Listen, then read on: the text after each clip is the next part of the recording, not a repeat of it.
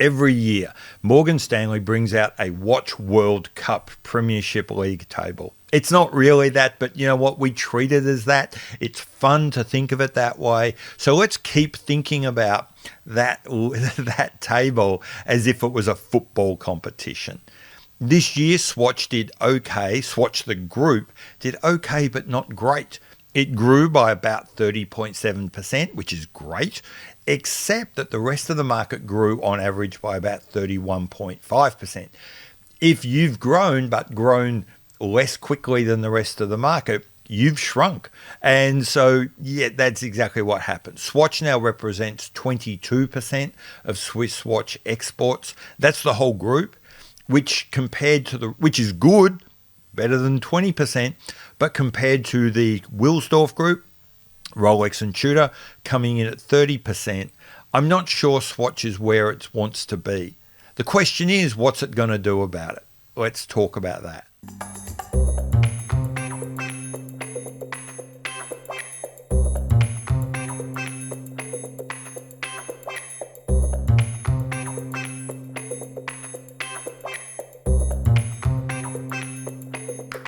Okay, so the first thing is, this can't have come as a surprise to anyone within the Swatch Group. The Swatch Group has historically relied quite heavily on brands like Omega, Longines, Tissot, and Swatch itself, the brand Swatch, to drive a lot of its sales. 3 of those, 2.5 of those if you like. So Swatch brand, Tissot, and certainly the bottom end of Longines are really exposed to the devastating collapse of the entry-level Swiss watch market that we've been seeing week in, week out in the Federation Horology export figures.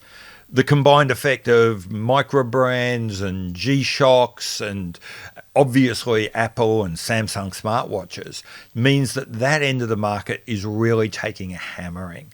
And Swatch, being as exposed as it is down there, hasn't been able to grow like the rest of the industry. Before we get into the decisions that Swatch might make, I think it's useful to just step back a second and think about the context within which the Hayek family are going to be making this decision. And that idea of the Hayek family is important. We're going to come back to that. Because you see, I think I see a lot of comments and a lot of commentary from YouTubers and podcasters and new commenters that I think misunderstand the decision-making process within the Swiss watch and the European watch industry writ large.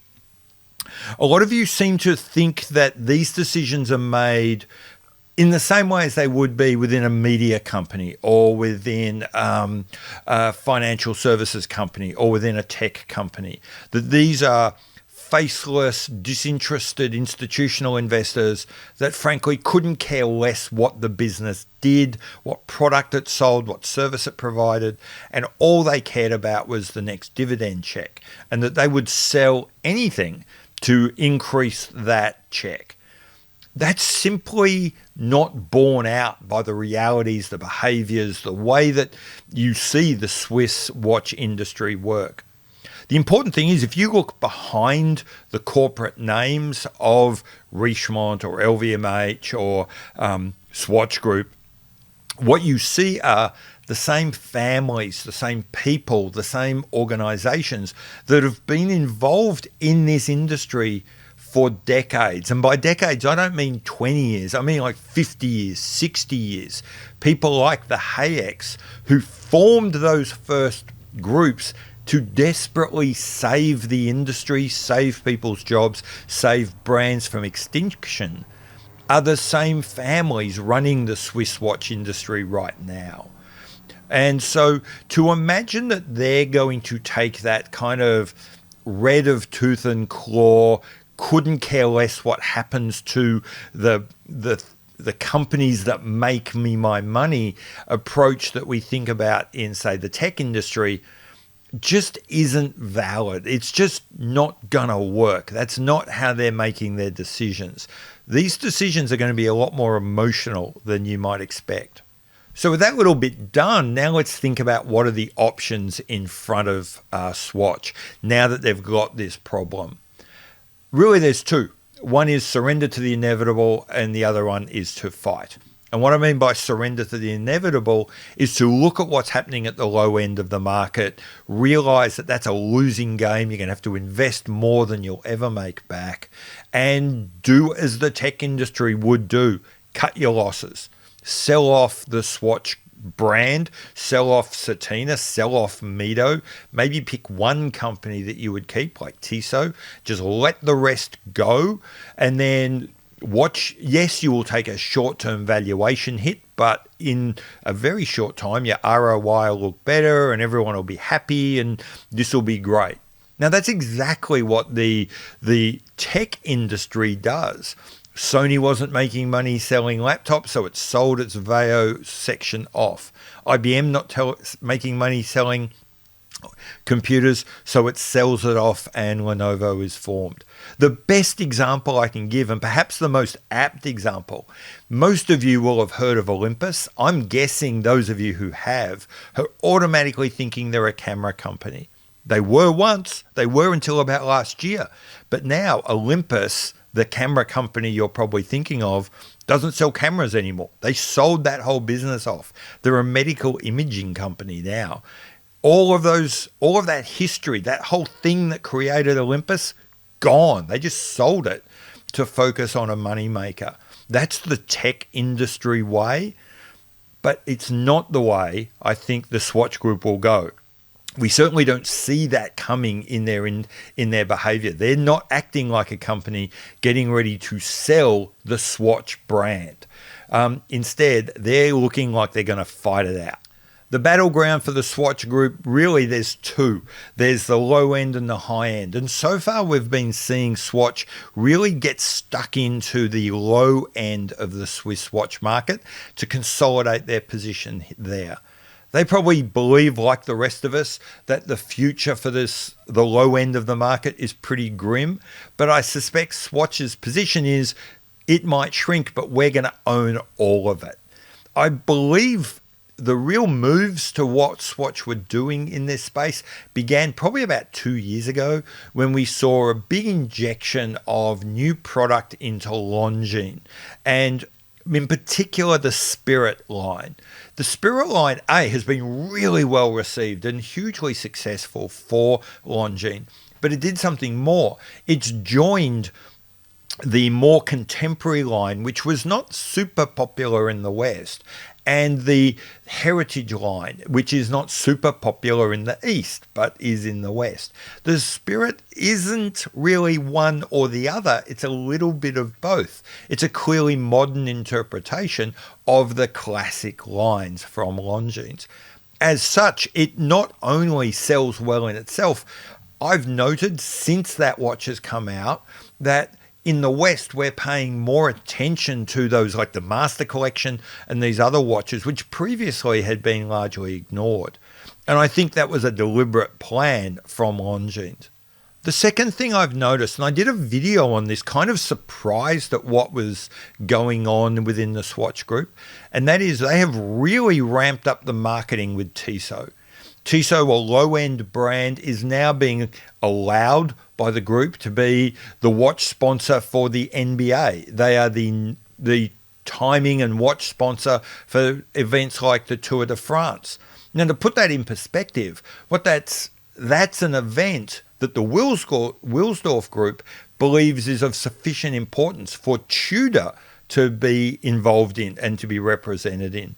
So that means potentially next year at the Tour de France, there's going to be teams sponsored by Tudor in a competition sponsored by Tissot. Go behind the scenes at the end of the event and you're going to see a Tissot corporate entertaining area next to the Tudor corporate entertaining area. That's a real statement from Swatch that they're seeking to elevate the value, the worth, the equity of that Tissot brand. And of course, the most obvious, the most recent, and probably the biggest, splashiest thing they've done is the Moon Swatch, where they've sought to tie the Omega name and one of Omega's most iconic watches, if not their most iconic watch, to the Swatch brand and use that as a magnet to drag people into the Swatch boutiques. Nothing probably says more about the Swatch Group's determination to own that low end and to do whatever it takes to sell Swatch watches than the Moon Swatch. So that's what Swatch Group is doing, and I think will continue to do at the low end. But the high end has really been let go. It's got to kill the Swatch Group to look at that top 20 list of watch exporters that Morgan Stanley gives us and analyze those results. Because look at it this way. Look at that list of 20 top 20 watch companies and then think in terms of, in a world where there's this premiumization, more and more money is going to those top end brands. Look at who has premium brands in those top 20 companies. Richemont has 6 premium brands in that top 20. Cartier, IWC, JLC, Van Cleef & Arpels, Vacheron Constantin, and Panerai. They own 6 out of 20 slots and they're all premium growing areas for Richemont. LVMH has 2. It has Bulgari and Hublot in that list. Swatch has 6 premium brands that should be in that top 20. And you know how many they've got? 1.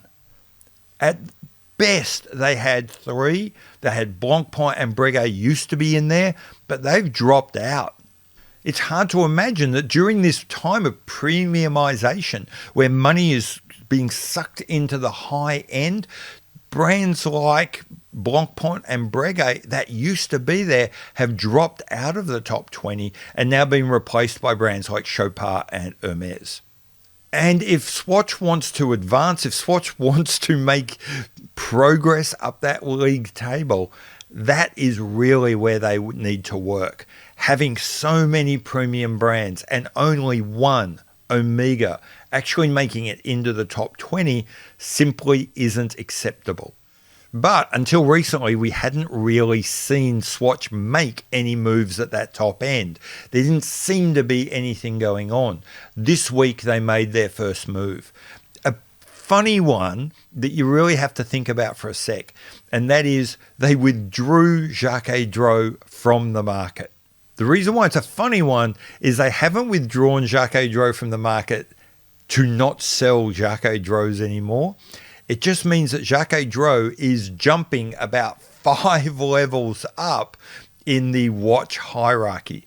At the moment, Jacques-Dro has some high-end pieces, yes, but mostly it deals with things like the Grand Seconde selling in the $20,000 to $30,000 range. As of last week, those have all been withdrawn from the catalogue. Jacques-Dro is shutting down that operation and now will become a very tiny manufacturer selling nothing but price on application, individual piece to pre-selected buyers. Why would you do that? Why would you take that risk? And can it be successful? Something to bear in mind. If a brand like Jacques-Dro can sell 5 watches, and I don't mean 5 collections, I don't mean 5 batches of watches. I mean, if they can sell 5 pieces at $1 million each in 1 year, they will make more profit than if they sold 1,300 pieces at $10,000 each. Has Jacques-Dro got the watches? I think they do. They've got the kinds of things that people might want to spend that level of money on. Have they got the history and the heritage? Yes, they seem to do that. They've been a company that in the past have sold to princes and emperors and leaders of whole nations. Can they find 5, 10, 20 people to sell these watches to? They probably can. So it would seem that Swatch, at least for Jacques-Dro, has a plan. It would seem that that's a good plan. All they have to do now is execute. But I also don't think it's enough of a plan. I think they're going to have to do more. What more can Swatch do? I see 3 brands that are still not pulling their weight, still not delivering what they should. And those brands are, in order, Breguet, Blancpain, and Rado. Those brands should be, and if I was running the Swatch Group, this would be my kind of KPI for those brands. Each of those 3 brands should be in the top 20 brands sold every year around the world. And that's what I would be aiming to do. That is what I think Swatch Group needs to do. And more than that, I think that's what Swatch Group will do. I think that we've seen big moves at the bottom end. With the Jacques-Dro, we've seen the beginnings of what Swatch Group is going to do at the top end. And I think there's going to be more. There's going to be more product, there's going to be more marketing, and there's going to be a big drive to get more Breguets, Blancpain, and Rados being sold. I would love to know what you think. What would you do if you were Swatch Group? How would you get people paying more attention to Blancpain, Breguet, and Rado? How would you get those brands back into that top 20? Anyway, I've been Pete McConville. This has been Not So Obvious Watches. I'll see you later. Bye.